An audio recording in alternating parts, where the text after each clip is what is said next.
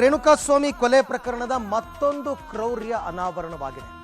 ಪೊಲೀಸರು ಸಲ್ಲಿಸಿರ್ತಕ್ಕಂಥ ಚಾರ್ಜ್ ಶೀಟ್ನಲ್ಲಿ ಒಂದೊಂದೇ ವಿಚಾರವನ್ನು ಹೇಳ್ತಾ ಹೋಗ್ತಾ ಇದ್ದಾರೆ.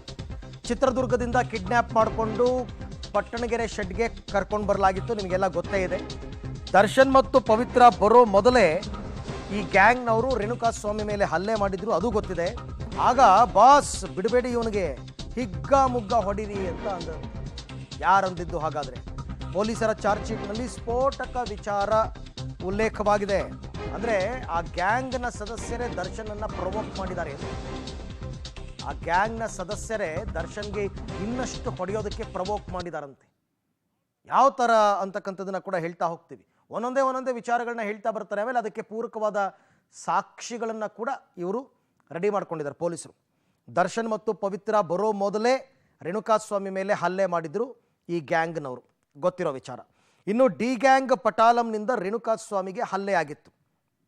ಎಸ್, ಉಳಿದಂಥವರೆಲ್ಲ ಇದ್ರಲ್ಲ ಅವರು. ನಂತರ ಪವಿತ್ರ ಗೌಡ, ದರ್ಶನ್ ಸೇರಿ ಅಮಾನುಷವಾಗಿ ಹಲ್ಲೆ ಮಾಡ್ತಾರೆ. ಇವ್ರು ಬಂದಮೇಲೆ ಇವ್ರು ಹೊಡಿತಾರೆ. ಇದೇ ವೇಳೆ ರಾಘವೇಂದ್ರ ಮತ್ತು ನಂದೀಶ್ರಿಂದಲೂ ಕೂಡ ಪ್ರಚೋದನೆ ಸಿಕ್ಕಿತ್ತಂತೆ ದರ್ಶನ್ಗೆ. ರಾಘವೇಂದ್ರ ಮತ್ತು ನಂದೀಶ್ ರೇಣುಕಾಸ್ವಾಮಿಯ ಎರಡೂ ಕೈಗಳನ್ನು ಹಿಡ್ಕೊಂಡಿದ್ದಂತೆ. ರಾಘವೇಂದ್ರ ಆತನ ಕೈಗಳನ್ನ ಹಿಡ್ಕೊಂಡಿದ್ದಂತೆ, ಅಂದರೆ ಅವನು ಮಿಸ್ ಕಾಡಬಾರ್ದು ಅಂತ. ಬಾಸ್ ಇವನನ್ನು ಬಿಡಬೇಡಿ, ಹೊಡಿರಿ ಅಂತ ಈ ರಾಘವೇಂದ್ರ, ನಂದೀಶು ದರ್ಶನ್ಗೆ ಪ್ರವೋಕ್ ಮಾಡ್ತಾರೆ.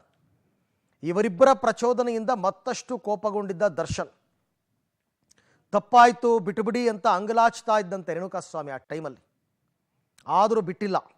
ಎದೆ, ಮರ್ಮಾಂಗ, ಎಡಕಣ್ಣಿಗೆ ಇದೇ ವೇಳೆ ಬಲವಾದ ಗಾಯಗಳಾಗಿದೆ.